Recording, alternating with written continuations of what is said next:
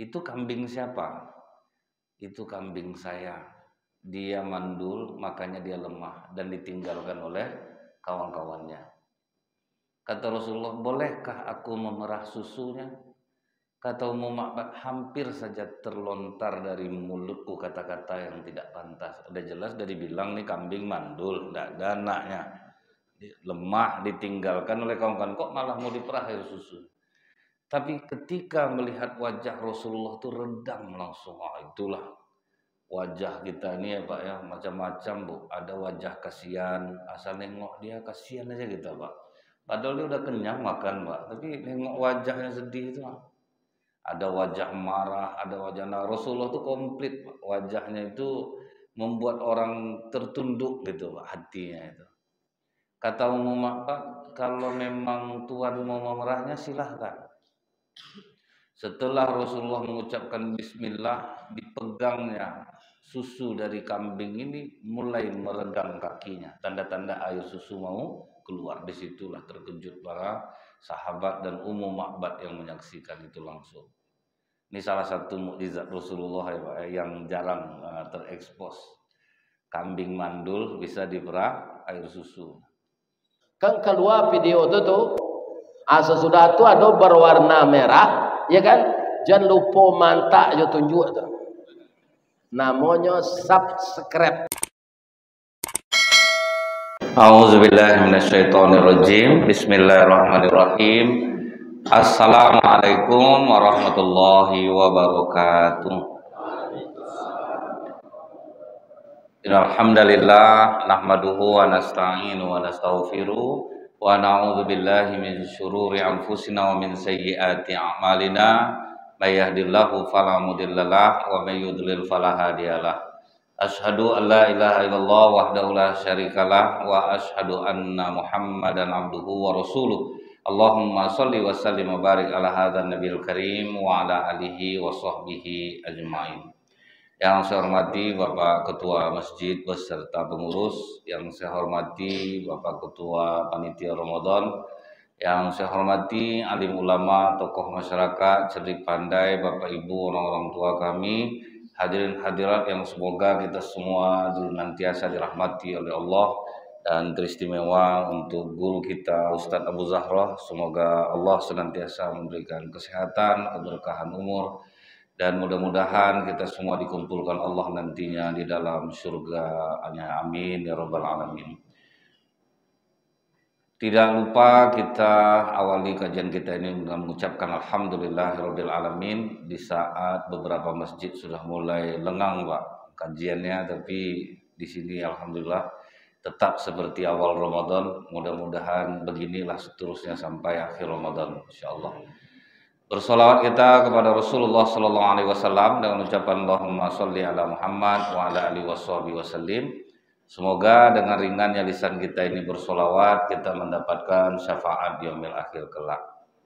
Kita sudah mengkaji untuk menjadi hamba Allah yang bertakwa itu banyak-banyak minta ampun kepada Allah. Nah yang kedua, untuk melunakkan hati kita untuk bisa tetap berada di jalan ketakwaan itu adalah dengan memperbanyak sedekah, terutama di bulan Ramadan ini.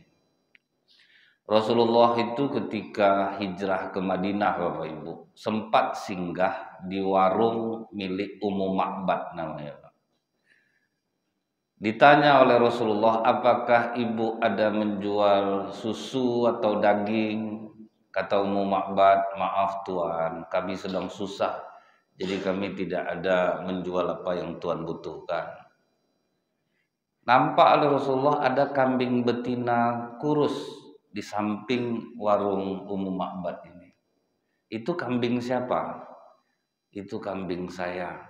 Dia mandul, makanya dia lemah dan ditinggalkan oleh kawan-kawannya. Kata Rasulullah, bolehkah aku memerah susunya? Kata Ummu Ma'bad, hampir saja terlontar dari mulutku kata-kata yang tidak pantas. Ada jelas dari bilang nih kambing mandul, tidak ada anaknya, lemah, ditinggalkan oleh kawan-kawan, kok malah mau diperah air susu. Tapi ketika melihat wajah Rasulullah itu redam langsung. Itulah wajah kita ini ya Pak ya macam-macam Bu. Ada wajah kasihan, asal nengok dia kasihan aja kita Pak. Padahal dia udah kenyang makan Pak, tapi nengok wajahnya sedih itu Pak.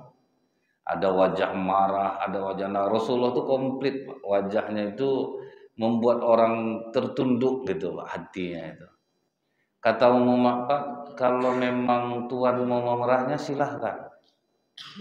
Setelah Rasulullah mengucapkan bismillah, dipegangnya susu dari kambing ini mulai meregang kakinya. Tanda-tanda air susu mau keluar. Disitulah terkejut para sahabat dan Ummu Ma'bad yang menyaksikan itu langsung.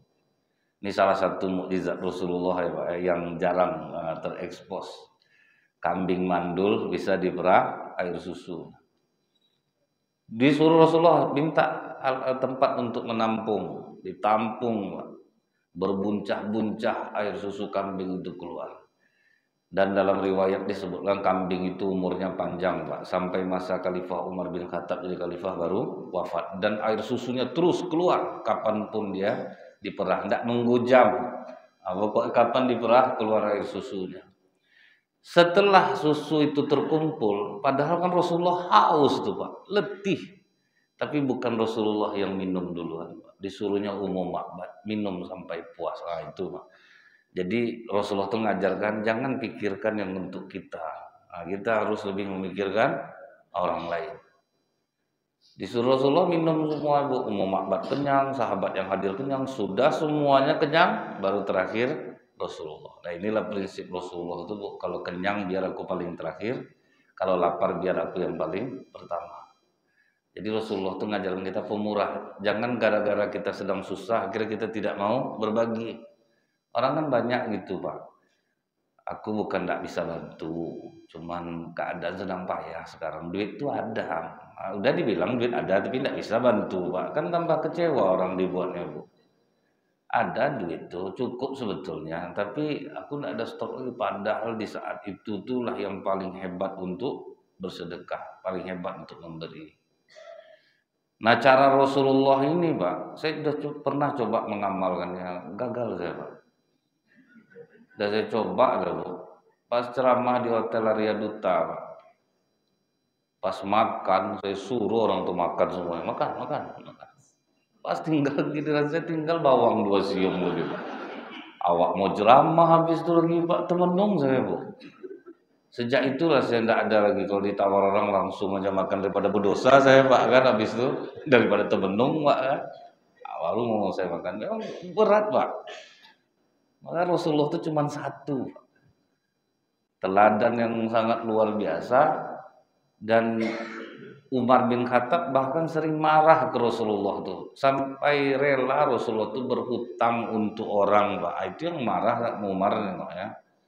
Datang orang minta bantu, dikasih oleh Rasulullah. Datang minta bantu lagi, dikasih lagi. Kalau kita kan pertama aja mau bantu, kedua macam ATM aku dibuatnya.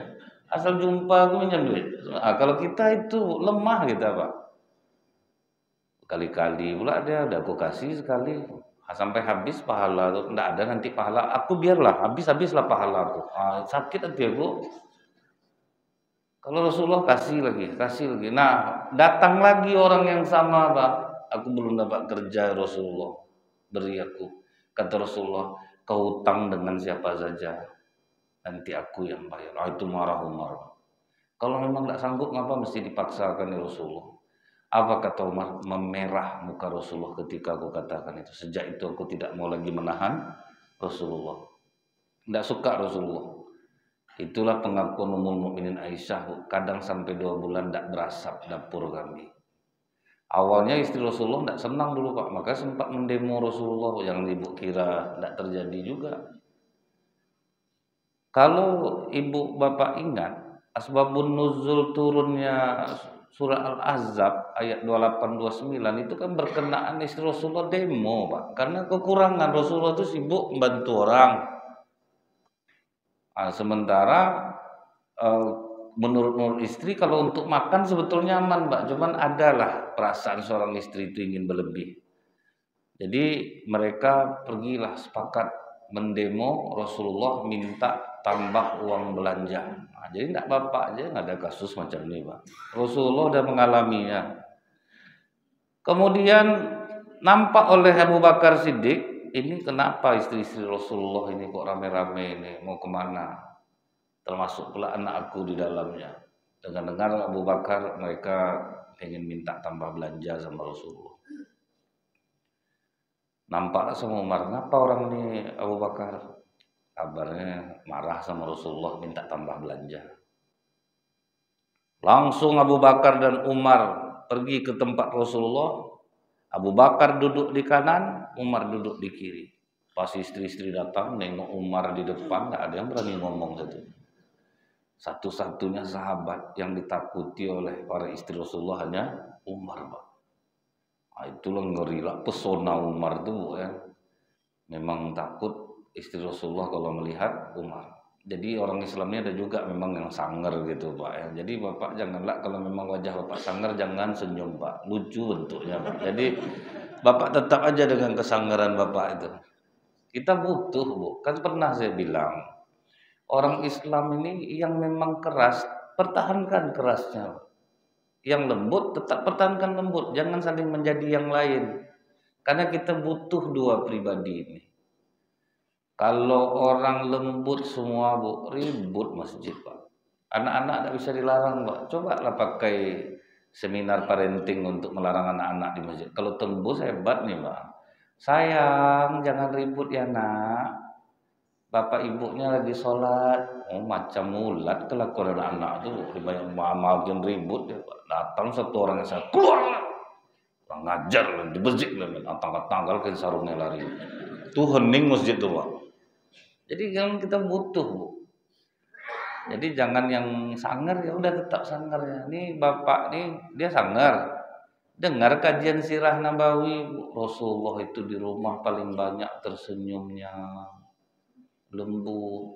Bapak nih di bantainya tak berubah, Pak. Pulang pengajian assalamualaikum, menggigil istrinya langsung, Bu. Ini nggak kemperang ya bang, nggak pernah macam ini. Nggak nyangka aku pendek umur abang rupanya, Bang. Tiba-tiba senyum macam biasa lah, Bang. Takut aku jadi nengok, Bang. Sampai gitu istrinya, Bu. Takut jadinya. Jadi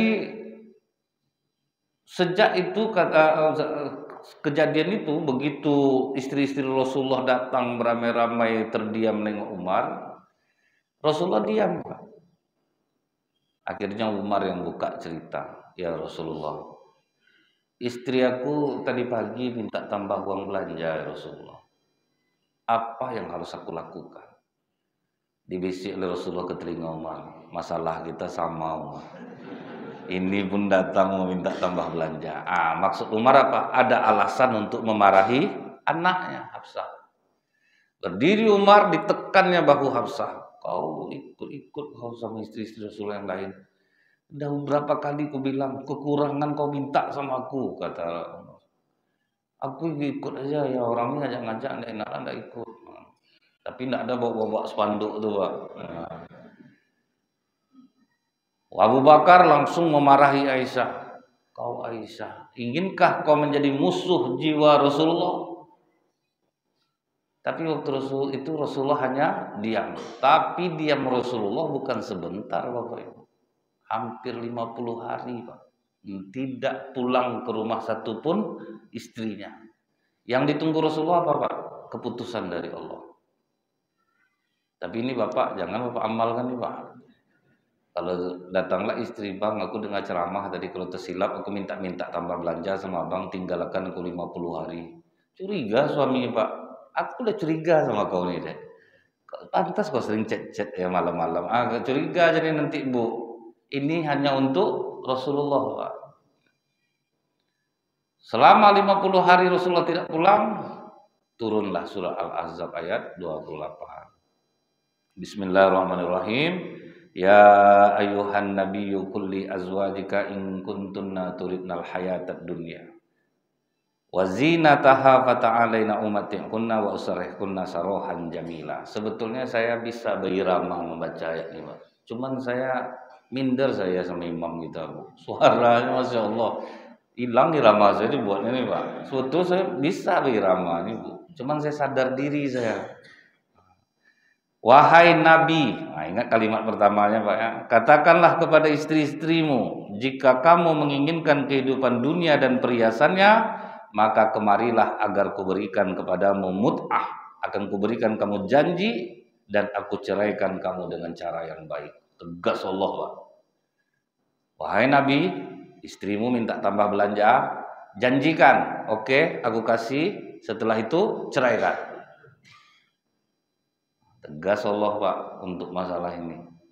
Wa in kuntunna turidnallaha wa rasulahu wad daral akhirah fa innallaha 'ada lil muhsinati minkunna ajran azima. Dan jika kamu menginginkan Allah dan Rasulnya, tidak mengeluh, tidak minta, dan engkau ingin negeri akhirat, maka sesungguhnya Allah menyediakan pahala yang besar bagi siapa yang berbuat baik di antara kamu. Nah, setelah turun 2 ayat ini, dipanggil Rasulullah lah Aisyah.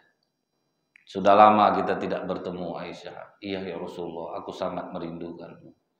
Untuk masalah kalian meminta tambahan belanja kepadaku, Allah sudah memberikan keputusan Aisyah. Setelah kau mendengar ayat ini, jangan kau cepat mengambil keputusan, berundinglah engkau dulu dengan kedua orang tua.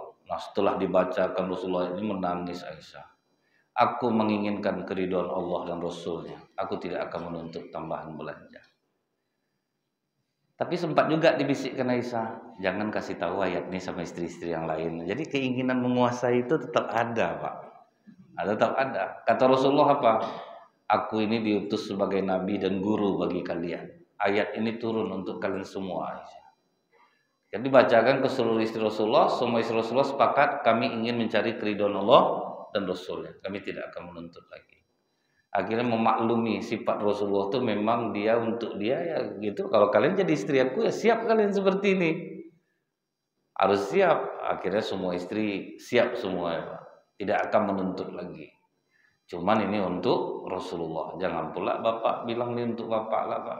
Ada laki-laki ini Bu, dia rajin ibadah tapi pemalas Pak. Nak mau kerja, datang istrinya, Bang. Anak-anak udah besar, biaya butuh besar. Aku kalau soal agama abangnya salut aku Bang, tapi tolonglah Bang, carilah kerja. Adek beriman enggak sama Al-Quran? Duduk sini, dibacakan ayatnya. Katakan kepada istri-istrimu, jika kamu menginginkan kehidupan dunia dan perhiasannya, oke aku kasih, tapi apa kata Allah? Ceraikan mereka dengan cara yang baik. Mau kau aku ceraikan? Ayat tuh Bang, ayat lah. Tapi kau tengok bawahnya. Dan jika kamu menginginkan keridhaan Allah dan Rasulnya dan negeri akhirat, hendak ngeluh kau dek. Kau yang kerja, kau kasih makan abang. Rusak antena TV, kau yang manjat. Bocor atap, kau yang perbaiki. Apa janji Allah? Kau akan diberikan pahala yang besar. Ayalah bang, biarlah aku makan cinta, jalan sama abang. Itu jadinya. Ini untuk Nabi, maka saya suruh tadi lihat pangkal ayatnya. Wahai Nabi, berarti ini hanya khusus untuk Nabi. Jadi sempat juga Pak, istri Rasulullah itu tidak suka lihat cara Rasulullah itu lebih mementingkan orang lain daripada dirinya sendiri. Bahkan waktu perang Khandaq Bapak Ibu, Abdullah bin Jabir itu dia di sebelah Rasulullah. Heran dia Pak, bunyi perut Rasulullah itu tidak seperti perut lapar, tapi bunyi gemeretak batu. Diperhatikannya terus Bu. Rupanya nampak oleh Abdullah bin Jabir, Rasulullah mengikat batu-batu di perutnya supaya bisa tetap tegak. Itu berkisaran sudah 3 atau 4 hari tidak ada makan. Tapi Rasulullah tidak ada curhat sama sahabat, ditahannya sendiri. Itulah. Jadi kita itu diajarkan oleh Rasulullah jangan ngeluh sama manusia. Zikir kan tetap tidak putus minta tolong ke Allah Pak, tapi ditahan sendiri. Inilah kata Allah dalam surah Al-Baqarah 112 itu, bala man aslama wajhahu lillahi wa huwa muhsinun falahu ajruhu inda rabbih wala khaufun alaihim walahum yahzanun. Serahkan masalah kalian kepadaku. Ibadah kalian baik-baik. Tetaplah pahala untuk mereka. Apa pahalanya? Tidak akan khawatir dan tidak akan bersedih hati. Jadi jangan kita Bu, kalau ada masalah cerita ke manusia. Kalaupun ada ingin cerita, ceritalah kepada ahlinya. Ahlinya, jangan sembarangan. Bapak Ibu sakit, ahlinya siapa Pak?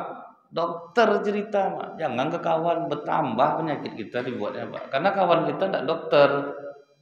Agak sakit dadaku sebelah kiri nih, Bang. Persis macam keponakan aku. 2 hari sudah tuh masuk di rumah sakit. Hari ketiga mati dia. Menggigil Pak. Dia enggak dokter, Pak. Kita tanya sama dia. Kalau kita enggak berduit, cerita ke kawan yang kaya, yang soleh.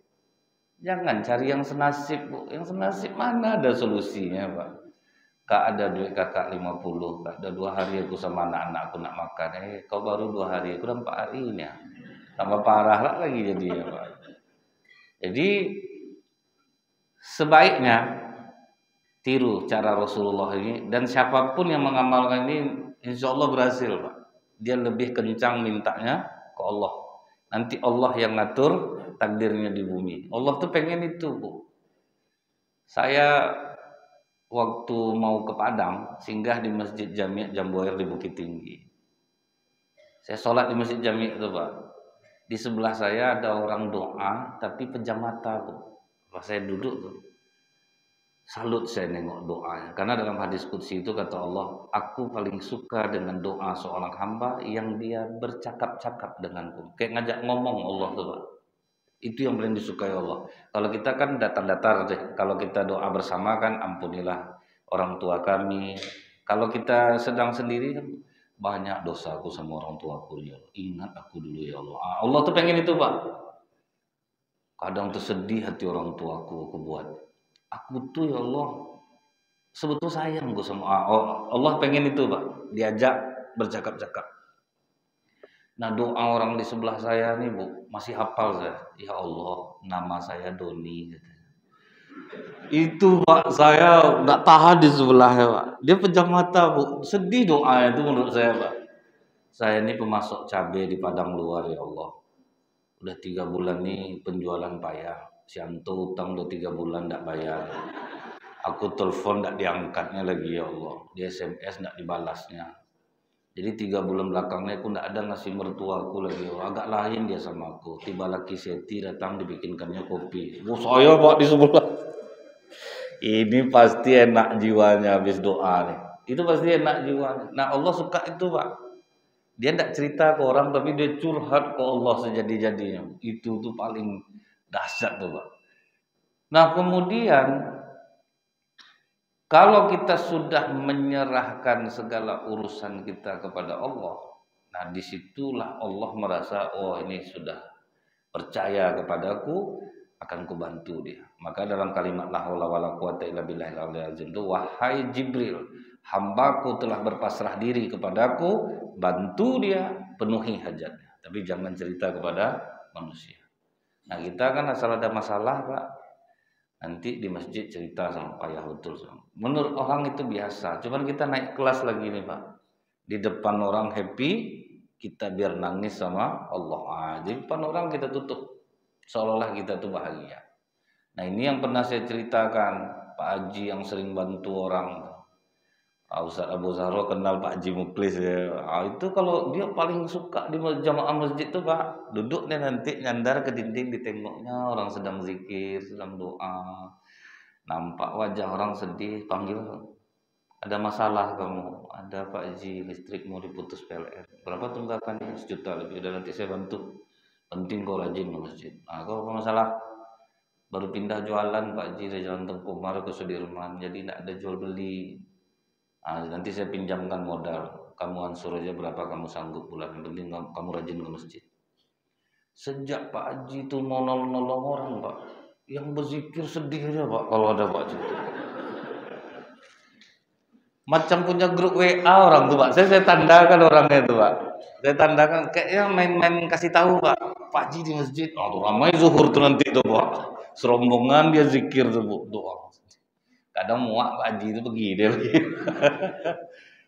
Ya, jadi risau gitu. Itu kadang-kadang jeleknya, Bu. Akhirnya sampai saya bilang sama mereka, kalian tuh orang sholat, kalian tuh orang masjid, kalian pertuhankan Pak Haji Muklis jadinya, saya bilang. Tanpa sadar kan sudah mempertuhankan orang tuh, Pak. Tiap datang rame-rame gitu. Mudah-mudahan nonton lah orang yang zikir rame-rame pakai grup WA tuh, Pak. Biar tahu dia sampai rupa cerita saya ke sini. Cuman biasanya Pak, kalau orang udah biasa minta, rasa malunya dicabut oleh Allah. Jadi Allah itu kan Bu, paling tidak suka dengan orang yang meminta-minta. Jadi kalau kita ini meminta-minta padahal tidak dalam keadaan susah, besok di akhirat akan meminta-minta api neraka. Itulah tibanya Bu ya.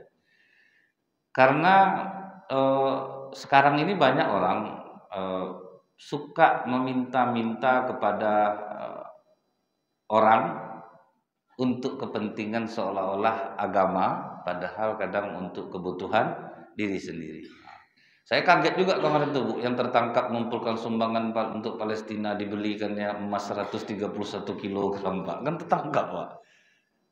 Duit ini ngeri Bu. Kalau sedikit dia haram Pak, kalau banyak harum. Itu akhirnya banyak Pak ya. Diambilnya untuk diri sendiri. Kan baru ketangkap tuh Pak. 131 kilo berapa tuh Pak?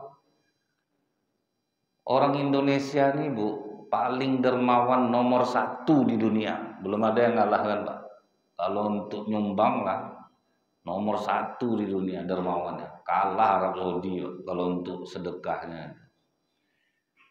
Nah kemudian Pak, dilihat oleh Abdullah bin Jabir, wah Rasulullah mengikat perut dengan batu. Berarti Rasulullah kelaparan nih. Pulang dia ke rumah. Sampai di rumah, istriku, Rasulullah sudah mengikat batu di perutnya. Orang sini sedang susah. Ada ndak yang bisa kau masak? Kalau untuk berdua ada. Nanti kalau sudah aku masak, bisikkan aja ke telinga Rasulullah, ajak makan ke rumah. Setelah selesai masak, pergi Abdullah bin Jabir ketemu Rasulullah. Dibisikkannya ke telinga Rasulullah, ya Rasulullah, aku tahu kau dalam keadaan lapar. Aku tahu nih kita semua sedang susah. Istri aku ada masak, tapi hanya cukup untuk 2 orang ya Rasulullah. Silahkan makan ke rumahku. Alhamdulillah. Niatmu sangat mulia Abdullah bin Jabir. Para sahabat, berhentilah untuk menggali parit. Abdullah bin Jabir mengundang kita makan. Pucat Abdullah bin Jabir. Makan untuk 2 orang, yang diajak makan berapa orang Bu? 80 Pak. Pucat muka Abdullah bin Jabir Bu. Kata Rasulullah, jangan khawatir. Jangan ada yang menyenduk dari periuk itu selain aku. Inilah mukjizat lagi Bu, memperbanyak makanan yang sedikit Bu. Jadi kalau orang niatnya mulia padahal dia sedang susah, akhirnya dibuktikan berlipat-lipat jadinya. Nah Rasulullah yang melayani Pak, disenduh oleh Rasulullah. 80 ganti-gantian masuk, makan semua kenyang. Terakhir baru Rasulullah makan. Jadi kalau kita sedekah di saat sempit itu Bu, itulah sedekah yang paling tinggi dalam Islam. Ada bapak-bapak nunggu istrinya belanja di pasar Tangor, duit 50, 30 ribu tadi 50. Sedang nunggu istrinya itu, datang orang, Pak ada duit 5.000 untuk makan. Ingat dia ceramah saya, hebat-hebat amal adalah memberi makan orang lapar. Kalau ada orang minta makan, kasih makan, jangan kasih uang. Ajak dia makan, diamalkannya lah Pak. Lapar, diajak makan. Apa cerita sama saya? Menyesal saya Ustaz. Lupa banyak makannya Pak. Habis duit dia tuh mie ayam 2 mangkok Bu. Udah lain muka bapak nih, telur dihabiskannya Pak. Habis duit dia, menyesal dia. Duit cuma segitu lagi tinggal.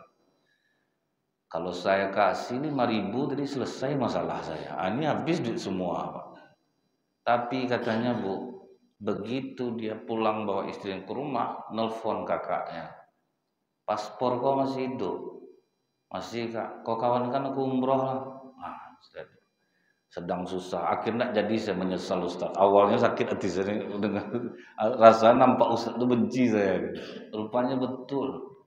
Jadi kalau kita sedang terdesak, kita sedekah, itu yang melejitkan sedekah kita. Nah, 10 di antara sahabat Rasulullah yang dijamin masuk surga Pak, itu kan rata-rata miliarder Pak.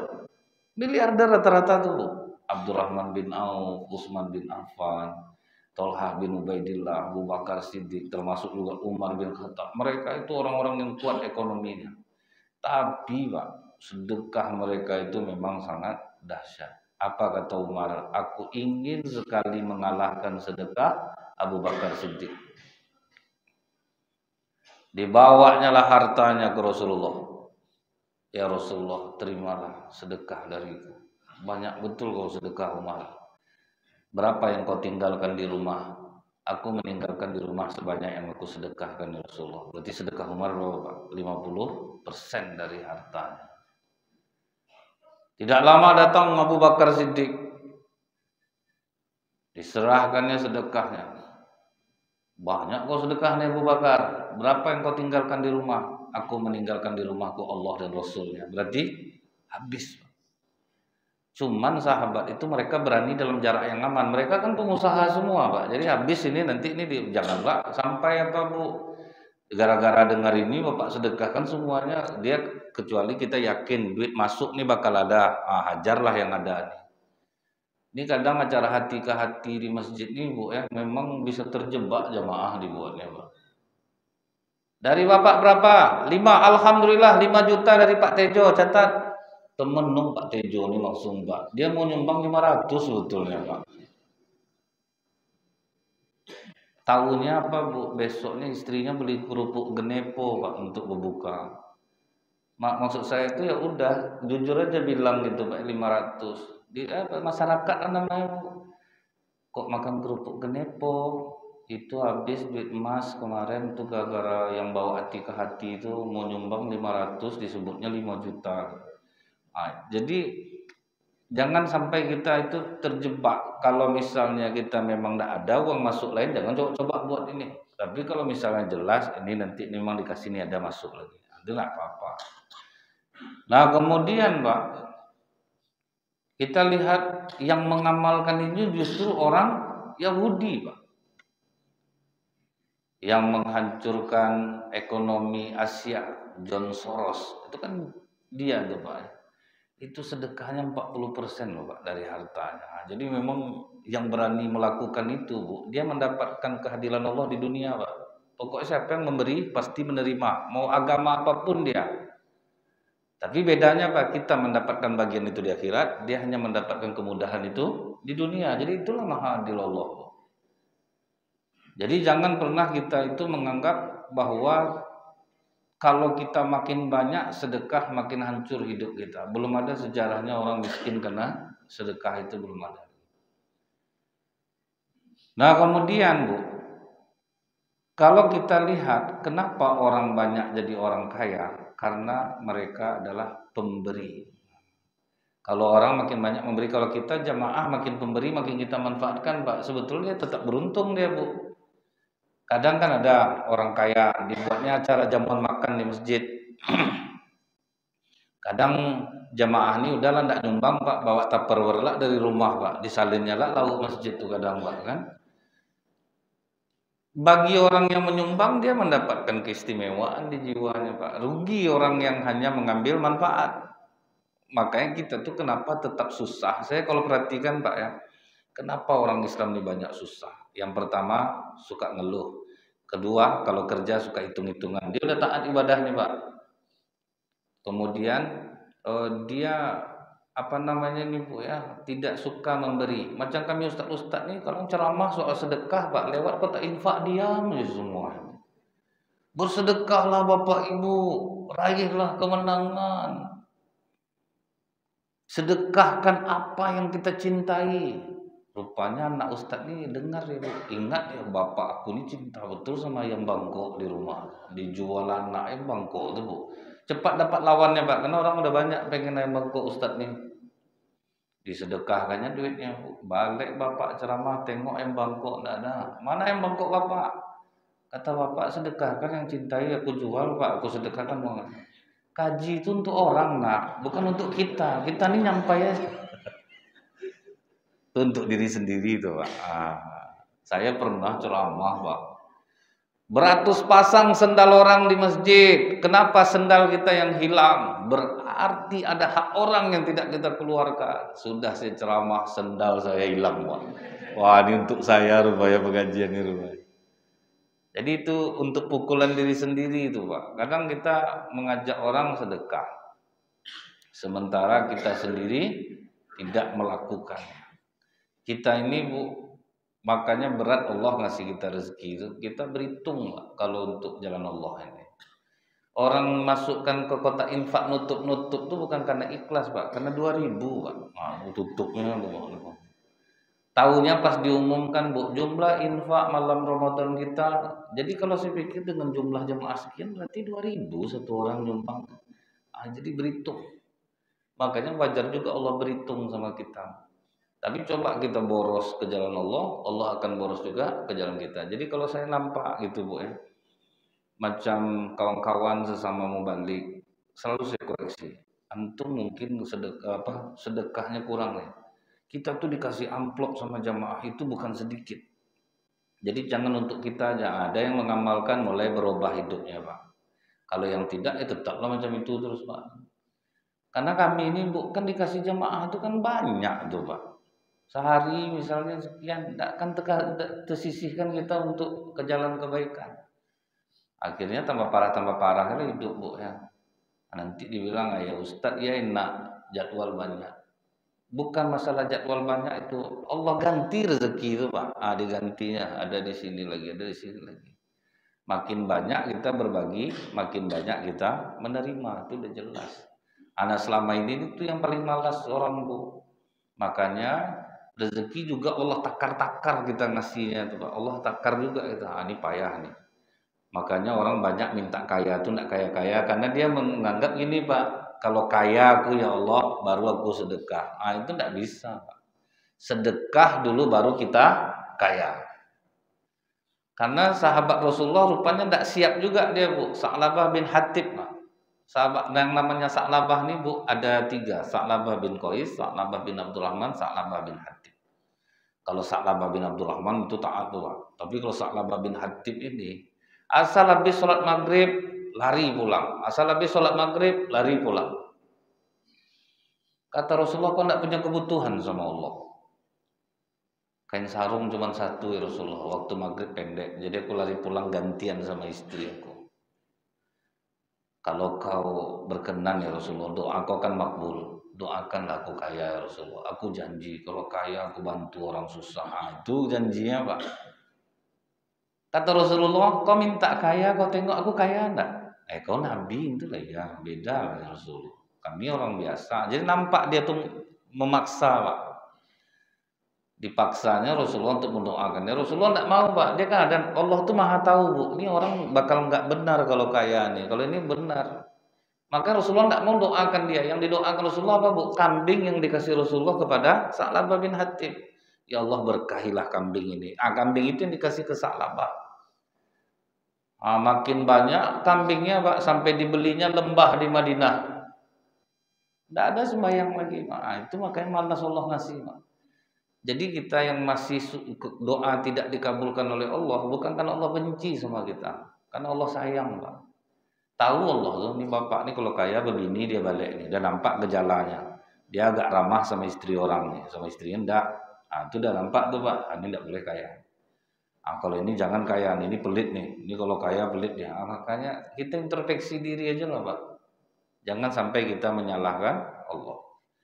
Kemudian lagi, Bu, kita lihat kenapa di Mekah, di Madinah rumah sakitnya sepi dari pasien. Tidak ada pasien. Dokter kalau ditugaskan di Madinah banyak mereka memilih untuk mengundurkan diri, Pak. Saking tidak ada pasiennya. Begitu ditanya ke masyarakat di sana, apa memang kalian di sini tidak ada yang sakit? Kata mereka, ada. Tapi kalau kami sakit, kami yakin dengan kata-kata Rasulullah, sembuhkan penyakitmu dengan sedekah. Jadi kalau kami sakit, kami sedekah aja lebih besar daripada biasanya. Makanya dokter-dokter di Arab Saudi itu pas datang jamaah Indonesia, dia hidup darahnya langsung, Pak. Ada kerja dia jadinya, karena banyak buat penyakit, Pak. Orang Indonesia nih, Bu, dia suka soleh sendiri kalau ada uang, Pak. Ada duit berangkat umroh, masjid dekat rumah tidak selesai, tidak dibantunya, Bu. Dia sibuk soleh sendiri. Kalau pergi umroh itu kan soleh untuk diri sendiri, Pak, tapi tidak manfaat untuk orang. Macam di Bojongkoneng itu, Bu, satu RT diberangkatkan umroh 200 orang, Pak. Itu untuk orang lain. Nah, itu kan bagus tuh, Pak.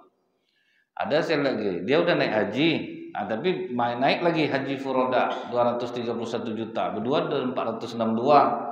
Saya bilang sama dia, masjid sini tidak selesai nih Pak, 200 juta aja selesai masjidnya. Anak yatim, fakir miskin dekat sini berkah hidup Bapak. Situ banyak kenanya jamaah Indonesia Pak.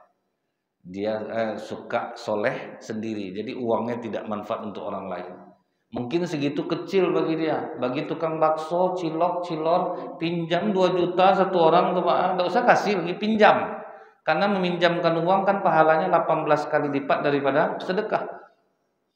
Karena apa, Bu? Siap tidak untuk dibayar.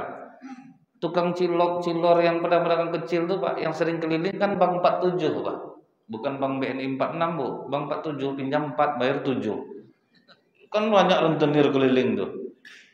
Kasihan kita Pak. Kita yang banyak duit kan bisa tuh Pak kan.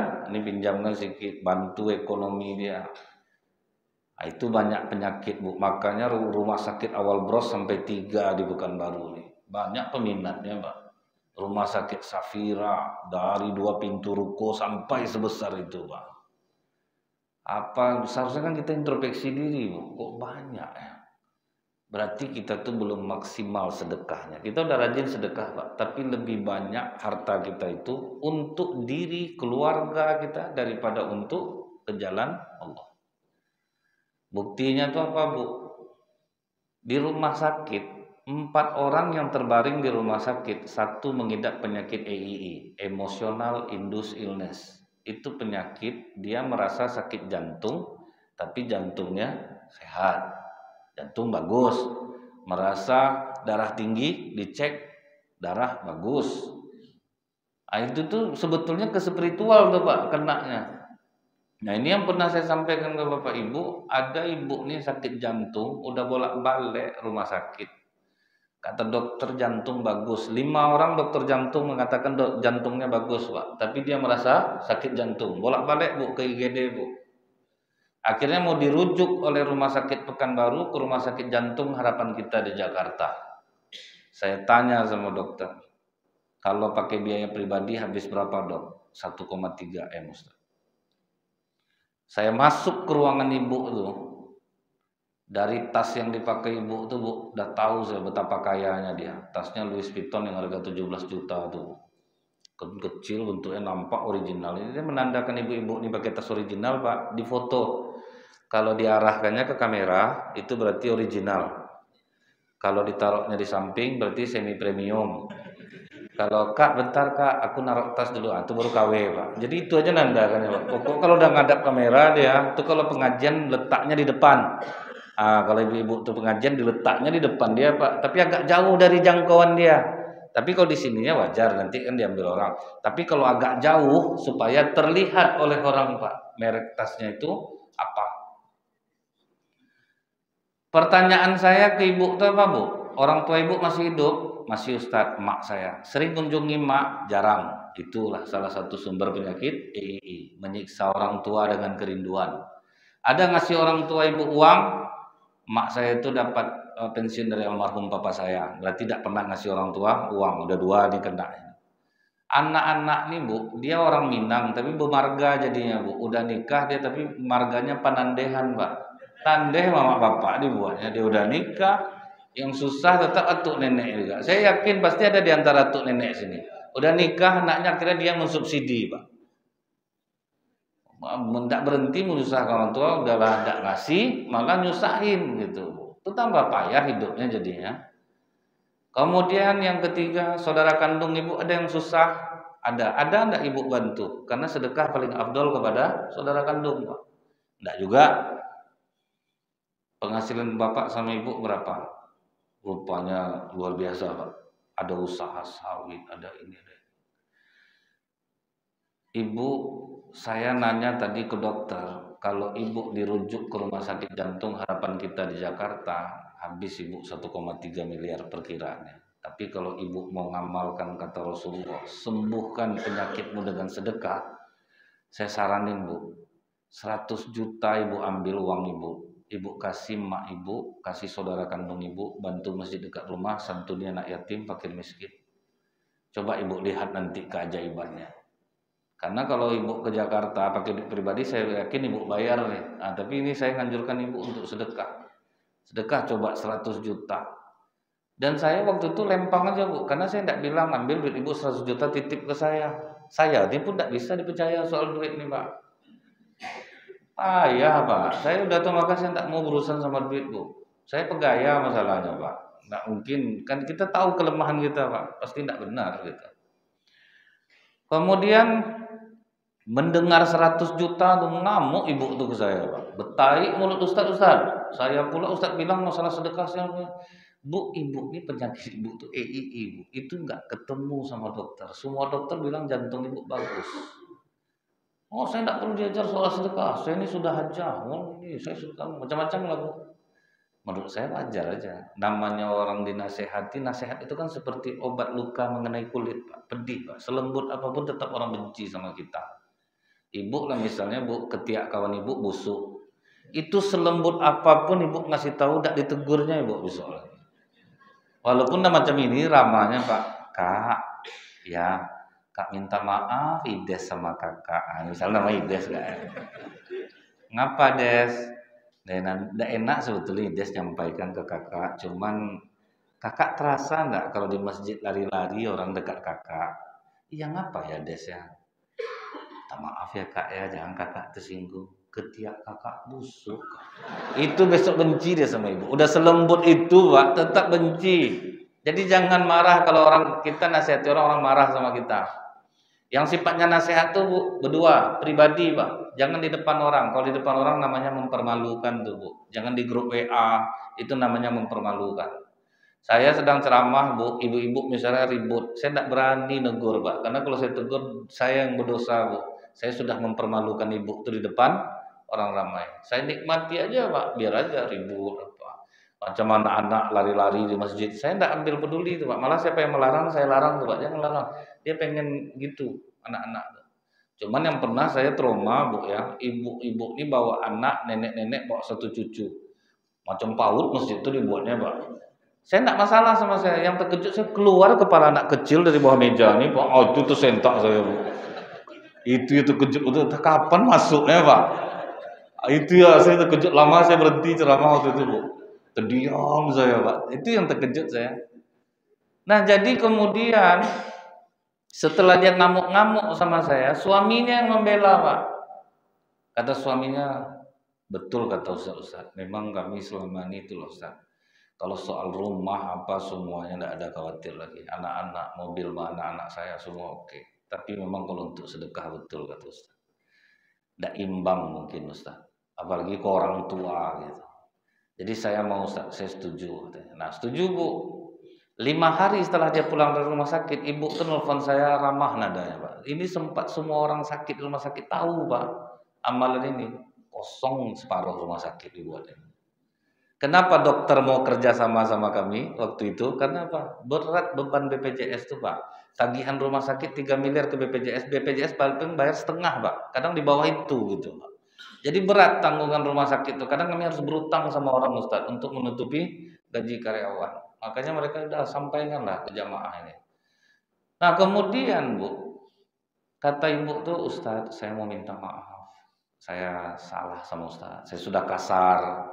Oh biasa tuh bu, kalaupun saya di posisi ibu pasti marah juga saya. Apa kabar nih bu? Alhamdulillah Ustaz, jantung saya udah plong, udah enak. Gimana ceritanya bu? Rupanya diambilnya besoknya duit di bank 130 juta pak.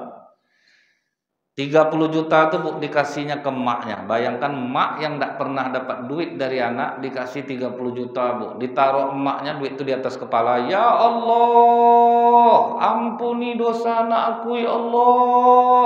Angkat penyakitnya ya Rob. Langsung macam disiram air es jantung saya Ustaz. Karena emaknya doanya ikhlas bu, sesuai jumlahnya pak. 30 juta pak. Siapa yang tidak ikhlas berdoa bu? Ini sakit diabetes, sedekah 10.000, tanggung panjang doa ya pak. Mana imbang, Pak? Macam orang ngajak makan sekali setahun menjelang Ramadan nih, Bu. Sekali setahun cuma ngajak orang makan. Doa tak tanggung lah panjangnya, Pak. Kan nanti dikasih kertas tuh, Pak. Summa khususan ala haziniat ahli bait tak tanggung panjangnya, Pak. Naik rumah baru, anak wisuda, lauknya telur rebus belah dua, kasih kuah kacang. Sudah tuh ikan sarai.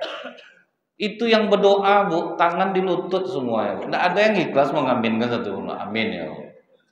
Ya salah kita kemari ya, Bang. Aku kalau tahu ini lauk rumah enak. Sekali-sekali ngajak orang makan ke rumah, doa panjang tuh, Bu, ya. Udang galah, gulai kambing, ikan kakap, kepala baung. Itu perhatikan gaya tangan orang itu di atas semua tuh. Amin ya Allah. Ditengok juga udang tuh, Pak. Amin ya Allah. Jadi ada semangat orang untuk mengaminkan itu, Pak. Jadi Bu tuh, Bu, sudah itu pergi dia ke rumah adik-adiknya, Pak. Ada yang dikasihnya adiknya 10 juta, ada yang 15, ada yang dibelikannya sepeda motor. Selesai masalahnya. Jadi tidak bisa, Bu, dengan sedekah 10.000, tidak ada. Kalau udah parah betul rasanya, Pak. Macam kejadian, Bu, di Pekanbaru nih, nenek nih udah tidak ada harapan lagi setelah dioperasi. Dia telepon, siapa yang kenal sama Ustadz Somad, saya ada uang tabungan 80 juta. Saya ingin ngasih ke YTWU waktu itu katanya. Tapi bisa enggak Ustadz Somad yang datang? Ini saya dapat informasi waktu itu dari Pak Samsul. Akhirnya datang, dikasih uang 80 juta tuh, ikhlas dia karena Allah nih Pak, 80 juta itu. Selesai masalah sakitnya. Jadi kadang ada, Bu, terhalang itu. Dia sedekah ini macam gorong-gorong air, Bu. Besar air masuk, besar air keluar, bersih gorong-gorong itu, Pak. Uang masuk banyak, uang keluar tersumbat, itu belumut dia, Pak. Lepaskanlah sumbatnya itu. Ini ke masjid kita ini kan banyak lagi nih, Pak, Bu. Hajar Bapak habis nih, niatkan untuk kesembuhan penyakit, Bu. 10 juta aja satu orang nih, Pak, selesai nih. Komit aja dulu, Pak. Nggak usah dibayar sekarang, Bu. Komitmen aja dulu. Aku ingin nyumbang 10 juta untuk masjid ini untuk kesehatan aku. Walaupun belum bisa bayar, Pak. Yang penting niat dulu, Pak. Catat nanti nama yang menyumbang untuk masjid. Subhanakallahumma bihamdika asyhadu an la ilaha illa anta astaghfiruka wa atubu ilaik. Assalamualaikum warahmatullahi wabarakatuh.